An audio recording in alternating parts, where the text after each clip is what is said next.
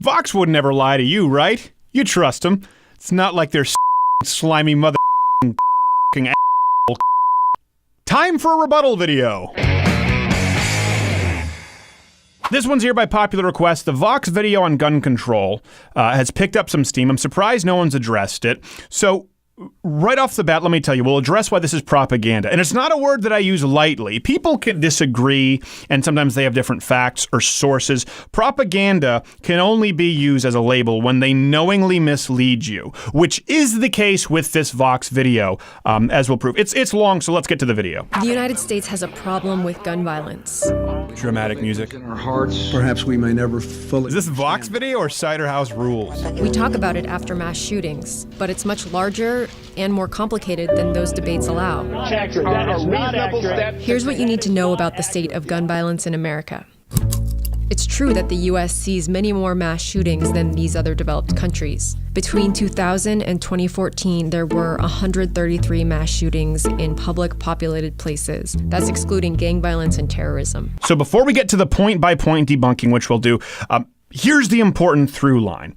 She uses the term mass shooting.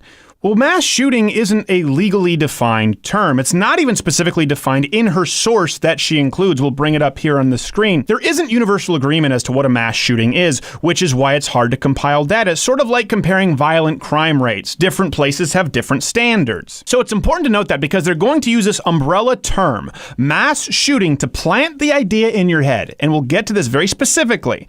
But they want to plant the idea in your head that with a rise in legally owned firearms, you see an increase in violent gun crime, which is patently false. It's entirely untrue. So it's important to note they're using mass shooting as the umbrella to make that point. Now, right away, the chart she uses is misleading because it's not even per capita. The United States has more population than many of these countries combined. When you look at her original source at PolitiFact adjusted for per capita rates, the chart is nowhere near as drastic, with even Norway, Switzerland, and Finland having more fatalities and deadly mass shootings. Of course, the U.S. is a much larger country, but if you adjust for population size, it still ranks higher.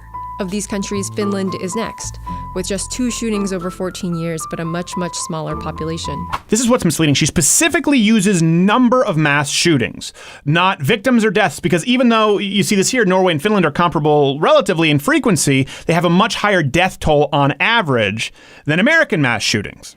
And this type of tragedy seems to be happening more often in the U.S. They say seems to be an increase in mass shootings because what they don't tell you is that violent crime has decreased. Again, an umbrella non-defined term like mass shooting is much more easy to manipulate than the legal standard of crime, which has gone down. Each of these squares represents a public mass shooting with 4 or more fatalities. Before 2011, they happened 6 months apart on average. But since then, only 2 months go by between them. This is interesting too, whereas before she was cherry-picking data, was kind of vague. All of a sudden, she's very specific in narrowing this criteria to psychopathic outliers whose name you will remember, like Columbine, Virginia Tech, Sandy Hook. Also interesting to note, with the exception, I think, of Luby's, I'm not entirely sure, occurred in gun-free zones. Luby's, of course, only being a decent food-free zone. During my tenure as president, to offer my condolences to families in these circumstances. That was October 1st, 2015. And just about 2 months later... Yesterday, a tragedy occurred in San Bernardino. San Bernardino? Okay, hold on a second. I thought all these stats were excluding gang violence and terrorism. That was what they said at the outset. This is important later on. Now we're talking Islamic ISIS sympathizers who yelled Allahu Akbar and opened fire, and we're tossing it into the same statistic as Tommy finding daddy's revolver in the secret drawer? It's okay, I'll forgive her. Even Barack Obama himself still has San Bernardino not listed as terrorism, but gun violence. Wouldn't want to offend those Muslims. Let's go back to taking away your Second Amendment rights. Public mass shootings get all the attention because they're often so indiscriminate. But the truth is, mass shootings are unlike most gun deaths in America. Here's how it breaks down. According to the most recent data, 92 people are killed with guns every day on average. About 30 of those are homicides, of which maybe 1.5 at most can be considered part of mass shootings. Real quick, because we'll come back to this, 80% of those gun-related homicides in the United States are drug-related. Let's go. Most of those killed, 58 people a day, are suicides. The rest are accidental shootings, police actions, and undetermined incidents. Those suicides, they show up in international comparisons too. These are the 10 countries ranked highest on human development by the UN. She wants to ignore that because we want to get to American suicide. Suicide is a terrible thing. But to use it as a political tool to remove law-abiding citizens' basic human right to self-preservation is pretty terrible too. The reality is that per capita, the United States does not have an abnormally high suicide rate. Here are the countries that do. Surprise, many of these places are unfree countries with highly regulated gun control. These are the 10 countries ranked highest on human development by the UN. The US has the highest suicide rate among them, and this darker bar shows how many of those are with guns. So now the chart she cites is specifically countries ranked highest on human development from the UN. Not countries with the highest suicide rates, not even developed countries, which you could say would be fair, as opposed to comparing Zimbabwe and the United States. She picks a very specific vertical for what to include. Sorry, South Korea, Japan, and Poland. Apparently, you're not developed countries. That Samsung Galaxy is a figment of your imagination. But to go and think that some type of gun control regulations that are being talked about are going to stop somebody from committing suicide when there's so many other ways for people to commit suicide. But the methods that people use are important because suicide attempts often stem from temporary crises. The vast majority of people who survive suicide attempts don't end up dying from suicide, but guns make it nearly impossible to get that second chance. The victims of gun suicides are overwhelmingly men and mostly white. So now we get into the personal stories that hit you right in the feels. I do understand that it might be hard to compare suicide rates across different countries because of cultural differences. So an example that you do have would be looking at Australia before and after the gun ban. And the suicide death rate remains virtually unchanged. Though it is interesting to see Vox say that suicide is, correctly, mainly a white male problem. Check your privilege, and he's dead. To sum this up, the United States does not have a high suicide rate. Banning guns has not proven to be effective in diminishing suicide. And if I'm going to give my own personal opinion, suicide is terrible, but it doesn't infringe on somebody else's rights. So that's a decision you have to make. We have to move on because now there's a switch. And the rate of gun suicides has been increasing in the US. At the same time, the rate of gun homicides has been decreasing, especially since the 90s when crime rates in general were higher. But if you compare the US to other developed countries, it doesn't look like good news. These are homicides adjusted for population size. The US would probably have a higher homicide rate even without guns, but you can see how gun violence pushes that rate far beyond the other countries here.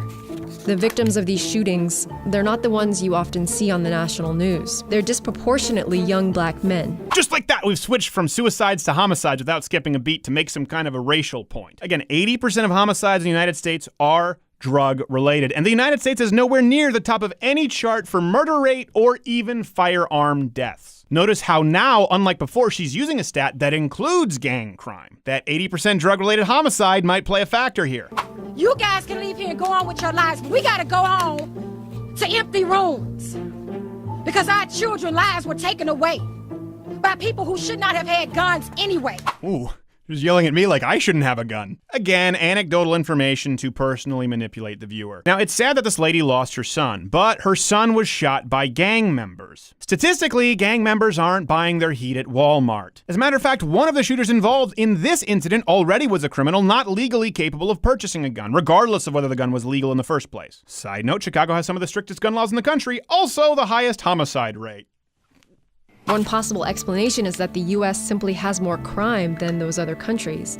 But if you set aside homicides for a moment and look at rates of burglary or assault, you don't see that same spike that you see with homicide. Pause. Interesting fact about burglary. In the UK, with strict gun control laws, mind you, 59% of burglaries are what they call hot burglaries, which means the person is home when the house is burgled. At least they're going to say, you're being burgled. It's not as intimidating. As opposed to the United States, where only 13% of burglaries occur when the resident is home. For reference, hot burglaries have a much higher potential for violent conflict. I wonder what could be deterring said hot burglaries stateside. This is why it's important to know when you're being manipulated when someone's switching between stats that include gang violence and terrorism until they don't. Because yes, the United States certainly has more gang-on-gang crime. Europe has a startling trend of more predator against defenseless victim crime. A big factor for that we'll address later on in this video that she never mentions. It's not that America has much more crime. It's that crime in the US is much more lethal. Altogether, the number of gun deaths in the US from 2000 to 2013 exceeds the number of Americans killed by AIDS, by illegal drug overdoses, the Iraq and Afghanistan wars, and terrorism combined. It should be clear by now that this level of gun violence is a uniquely American problem among the developed world. First off, why does she throw AIDS in there? AIDS is not a serious problem for most Americans unless involved in, shall we say, very specific activities. Why would you include drugs on that list, but not the fact that 80% of gun homicides are drug-related? Also, how are war casualties not gun-related? Is this only mortar fire? Is it waterboarding outliers? What? I'm also imagining this would be skewed, considering that San Bernardino would be included down here and not up here with terrorism. It should be clear by now that this level of gun violence is a uniquely American problem among the developed world. This is important here because she finishes on the words gun violence, but this big scary black bar is not indicative of gun violence. It's total firearm-related deaths. That's important because when comparing actual gun homicide rates worldwide, the United States only ranks 28th. This is a pivotal sleight of hand here because this includes total firearm deaths right before she pivots. This level of gun violence is a uniquely American problem among the developed world. And here's one reason why. There are a ton of guns in the US. This chart shows the estimated number of guns by country. It's adjusted for population size, and it's still not even close. See, now this chart is comparing countries. But this chart is not about homicide. It's not about firearm deaths. It's only about gun ownership. All of this is designed to lead you into believing that gun ownership, legal gun ownership, results in increased violent gun crime. Important to note, if gun ownership, as seen in this chart, is so much higher, but the United States still ranks 28th in gun-related deaths, why is that the case? It also ironically unravels her own point. If gun ownership is so drastically higher in the United States, but we're only 28th ranked in overall gun homicide rate, that means proportionally legal gun owners in the United States are committing fewer crimes. If you take a look back at the 10 countries with the highest levels of human development, you can see that it's relatively really easy to get a gun in the US. All of the other countries require a license to purchase most guns, and those purchases are recorded into an official registry. To get that license, people have to state a reason for why they want a gun. And in most of these countries, they have to pass a safety test and are required by law to store their guns safely. First off, it's funny how they put right to bear arms, singling out the United States as a negative here in this chart, which is tipping their hand because that's ultimately their end goal. But they'll tell you you're crazy, you're paranoid if you think that leftists just want to take your guns away. Brief history lesson. The United States has a Second Amendment because of a very different history than these other countries. Unlike Canada, for example, who bent over for the king, the United States decided to fight for freedom. And we wanted to hang on to that right to ensure that we were never taken over by a tyrant like, I don't know, say Hitler. Something else to note, along with the 80% drug-related gun homicide, is most gun crime occurs in heavily populated areas, urban areas, big cities. And the United States has more big cities than many countries on this list combined, which is why many crime bureaus readily admit that comparing violent crimes across different countries is nearly impossible to do. In part because of its lax laws, there are well over 300 million guns in the US, and counting. This chart doesn't reflect private sales, but it shows the number of background checks, which all federally licensed dealers have to run. It suggests that the demand for guns has been increasing steeply since Barack Obama took office. This part is absolutely true, despite how hard it is to trust someone who can't properly spell Obama, I know. With Barack Obama's demagoguery, people were concerned, and many did exercise their Second Amendment right for the very first time. Hence the legal background checks. Oh no, wait, that's a bad thing now. Side note, violent crime has still been decreasing. Matter of fact, firearm-related homicides have gone down a whopping 39% from 1993 to 2011. Which is important to note because this steep, scary graph is designed to plant the idea in your head that more legal gun owners equals more gun crime. Not true. Matter of fact, in a study in 1994, they found that only 21% of gun crimes involved a firearm purchase through a store or traditional outlet, meaning legally. The most recent study would suggest that it's closer to between 3 3 and 11%. There's a variance because these issues are kind of hard to study. Felons aren't known for their truthful integrity. Again, this unravels her argument, because regardless of background checks, the amount of gun crime committed by legal firearm owners is either the same or very likely lower than before, rendering this graph irrelevant. Next point. So we've looked at gun deaths and at gun ownership. This chart puts them together. It shows that among highly developed countries, the more guns in a country, the more gun deaths. You can see that countries like Switzerland, which have relatively more guns than a country like the Netherlands, also have a higher gun death rate. And here's the US. See the sleight of hand? We were just talking about homicide and gun purchases. Now we're back to gun deaths, not homicide or violent crime, because those would include suicides or violent intruders or criminals being killed by law-abiding gun-owning homeowners. Likewise, US states with more guns have more gun homicides. There are outliers like Idaho, which has higher rates of gun ownership but low rates of gun murders. But overall, there's a correlation between gun ownership and homicide rates.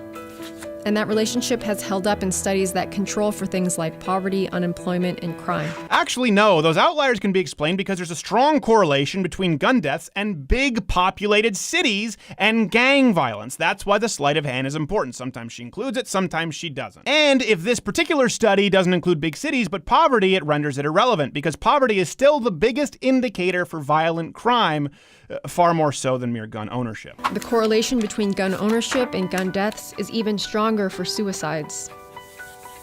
It makes sense. No, it doesn't. None of it does. Look behind you. There's what made sense. Depression with a gun is more dangerous than depression without one. Okay, this again brings us back to the fact that the United States does not have an abnormally high suicide rate. So now she wants to blame the conjoining of guns and depression. But earlier she admitted that middle-aged white men make up an abnormally high percentage of the suicide rate, even though women are more likely to suffer from depression. So again, the mind trickery. We've gone from blaming the gun to now blaming depression and the gun, which counteracts her previous statement on suicides to begin with. Likewise, fights, domestic disputes, road rage, drunkenness, all much more dangerous with a gun than without. That said, you might need different policies to keep guns away from potential mass shooters than you would to keep them out of inner city gangs or out of the hands of someone who might hurt themselves. America doesn't have a gun problem.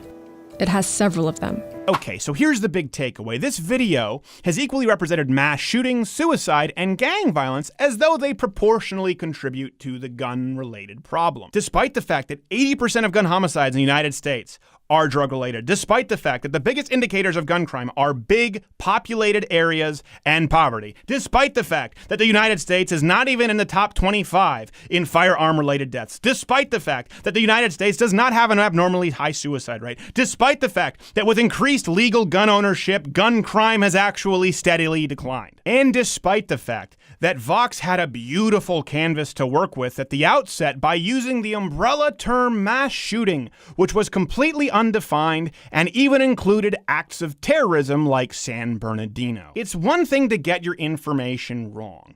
It's another to deliberately mislead people because the facts don't stack up with your narrative. So when you look at the actual statistics and data that we've presented here, there are some solutions where we could find common ground, things like Project Exile, which we've covered at the website, where you have harsh penalties for felons illegally carrying firearms, things that deter criminals from getting firearms or carrying firearms, because that is where the problem truly lies. But they'll never present this information to you at Vox. Let's assume for a second that you believed everything Vox presented here to be true, that the United States had a staggeringly high suicide rate, abnormally high homicide rate, that there was a correlation between legal gun owners and gun violence and firearm-related deaths. How could you fix that problem? That's important. They've already shown you. It wouldn't be some kind of an arbitrary assault weapons ban, which really these weapons don't comprise of most of this gun violence anyway. It wouldn't be some kind of a limitation on magazine capacities. It would have to be, of course, an all-out gun ban, declaring that you legally do not have the right to self-preservation, which is in fact what several Supreme Court justices argued before the High Court, that none of you have the right to own firearms, period, for any reason unless your jurisdiction deems it so. But don't worry, you're just crazy thinking that people like Vox want to take your guns away.